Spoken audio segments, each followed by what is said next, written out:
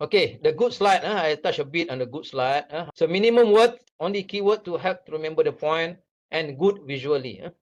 You have to make sure the slide that you choose, the contrast between the figure and the background slide must be very clear. All that you have to consider when you prepare this. And animation when necessary. Maybe you want to show the process, how the process look like. You can use animation, so you don't have to talk too much. Okay, the process of this will be like this, just like this animation.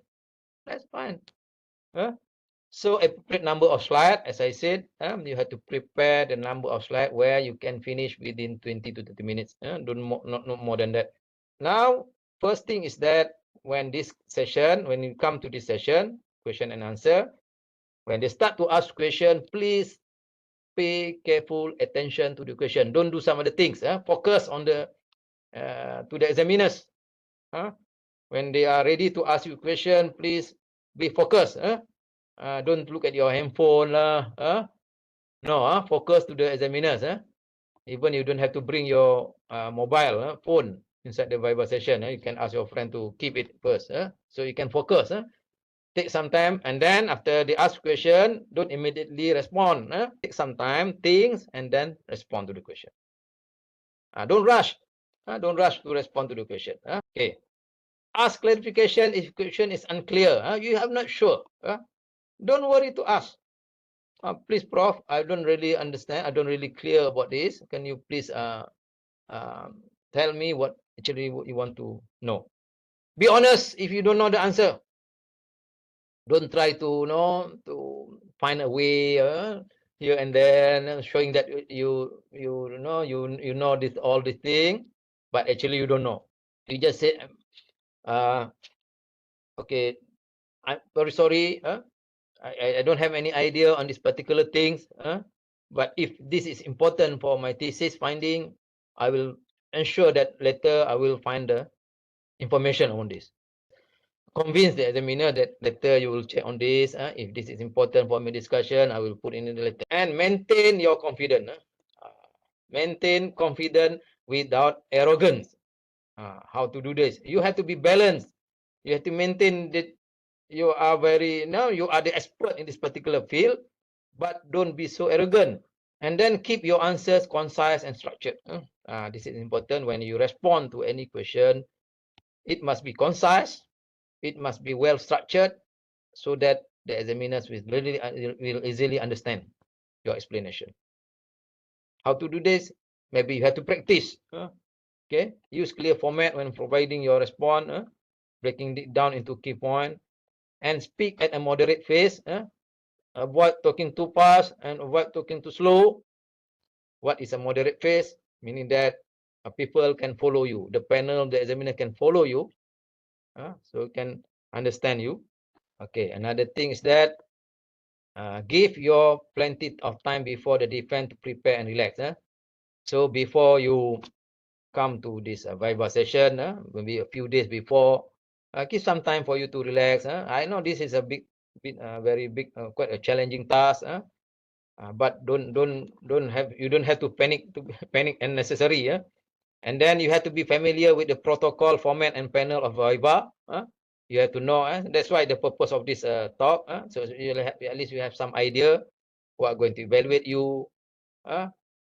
You have to do some homework. You know, to ask maybe you can ask your supervisor who is your examiners. At least you know some background of them. Okay. And then you have to know everything about the guideline on the thesis and the format and everything. And then this is normally the student does not practice, but it's allowed. Request for a short break if you feel so. So after 2 hours of being interrogated, 2 hours, non-stop, you have to respond too many questions. Your mind will be a bit tired. So maybe you can ask the panel, okay, the chairman, can I have a short break, toilet break, maybe 5-10 minutes. And normally in this UTM, they prepare some food, some drinks. You can ask for drinks and food.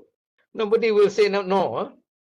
And that is good about UTM. We prepare some refreshment for the student as well, not only for the examiners. Okay. So, and then this is also sometimes it's happen, especially for maybe for master student, for young student, and they ask, he asked the supervisor to assist you in defense. That is not allowed. Even some of the chairmen who are very strict, if the supervisor try to help the student, they will ask the supervisor to go out, to leave the room. So don't try to ask your supervisor. And during the Viva session, you assume that your supervisor is not there. Even though the supervisor is compulsory to attend, but you assume the supervisor is not there. Everything is your responsibility.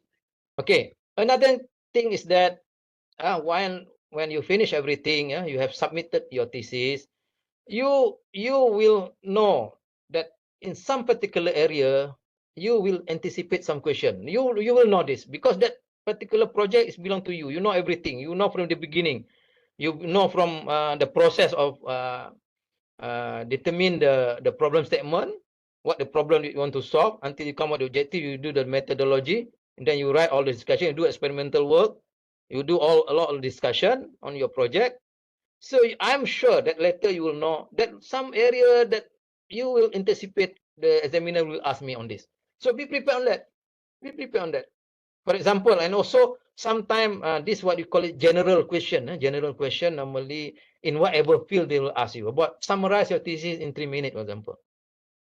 If you are really doing your project by yourself, you're doing your research by yourself, the thesis is written by you, you can do this. After 3-4 years, if I ask you to summarize your thesis within about 2-3 minutes, if you cannot do that, meaning that you are not doing the PhD. You are not the one who write the thesis. Okay, remember that. Okay, you anticipate this. If I ask you, okay, maybe please explain your thesis, your contribution of your project. So you can explain. If the examiner asks you this type of question and you have to look at the thesis, try to find out where my contribution, where is my finding, then something wrong. Okay, remember that. I always told my student, if the thing is from your heart, it will be very, very easy for you to explain that everything within 3 minutes. Maybe no problem. But if the thing is not from your heart, maybe you ask somebody else to write your thesis, you have problem. Or maybe you are not the one who doing the experimental work, you have problem to explain. And then second question, this is a very common one, because PhD or master is talking about the originality and contribution. Yes, what is your original contribution?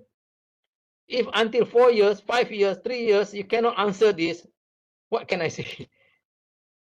You can imagine, after 3 years of working with some very specific area, you cannot say what is your contribution. You cannot explain what is your contribution. Something wrong. Not only for you, but for my student also. I always told this. If you cannot say anything about your original contribution, after 3 years, after you have completed everything and you submit a very good thesis, and then you can explain, then something wrong. Okay, remember this. Bukan marah, not marah lah, tapi this is my advice. My advice, because sometimes a bit frustrated. I mean, I attended the Viva session. Some of my student is there, research methodology. They know. I always talk like this. Bukan marah. I'm not angry. But I want to put a very strong emphasis on this. I'm sometimes a bit frustrated when I look at the student. Up to the Viva session, you still can explain what is your contribution. In the proposal, it's okay. I'm okay. If you are on the stage of proposal defend, I'm okay. First stage of evaluation, you are not very sure about contribution, then it's fine. But this is talking about after 3 years, 4 years of working on that particular area and very specific area, you cannot explain what is your contribution. Something very wrong. If I am your supervisor, I won't allow you to submit your thesis. Buat malu. Okay. What are the strength and the weakness of research? You know, after 3-4 years, you know this is the weakness. You think that you are not fully, in deep on the particular area, and then you know what is your strength. You can explain very detailed on the particular area. Yes. And why do you choose this topic? This also sometimes we call it basic question, but you cannot explain. Very bad. Why you choose this topic? Oh, this is actually is in the beginning my supervisor asked me to do this, and that is not good. Yes, we know that everybody, when you start your project, your supervisor will guide you. Okay, you choose this topic, or maybe you follow some project from grant, research grant by your supervisor. That's fine, but you have to have some idea why you choose the topic. And then sometimes the examiners will not ask you a very tricky question. Why don't you do like this? Why don't you do like this? Why don't you do this process? They want to test you whether you really understand or not. Or they want to see whether you really cover some other way of finding solve this problem. Okay. And then why this? What does this figure tell us? And that's very common. You have put very nice figure, and then when the examiner asks you to explain what does this figure tell, you cannot say. You have to refer. I already put in my paragraph 2, and I put the statement. This figure will tell us that show that you are not. The thesis is not from your heart. If you are working with that particular figure for many years, for many months, and yet when the examiners ask you to explain, you still cannot explain it, and you have to refer to your thesis, then something very wrong. Remember this. So whenever you put the figure, you know everything about the figure. You can explain in whatever angle they ask you. You know the limitation of the figure. You know what good things about the figure. You know what is the contribution from the figure. You know what the figure tell us. And then also sometimes they ask you what is the application. This is we are engineering. We are doing what we call it applied research. Always we talk about application, a potential application. Even if there's maybe there is no application yet, but potential application. And this is also sometimes student can respond because we are not doing a basic research. Normally science student, engineering student, we are actually more to the applied research. So when applied research, there must be some potential application. Be prepared for this. Okay.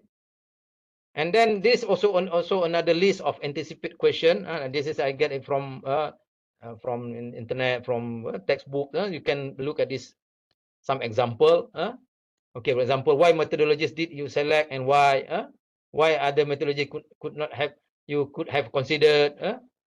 What are the main finding? Sometimes this is also a question the student cannot answer. What is your main finding? Look at the thesis. Turn to page this.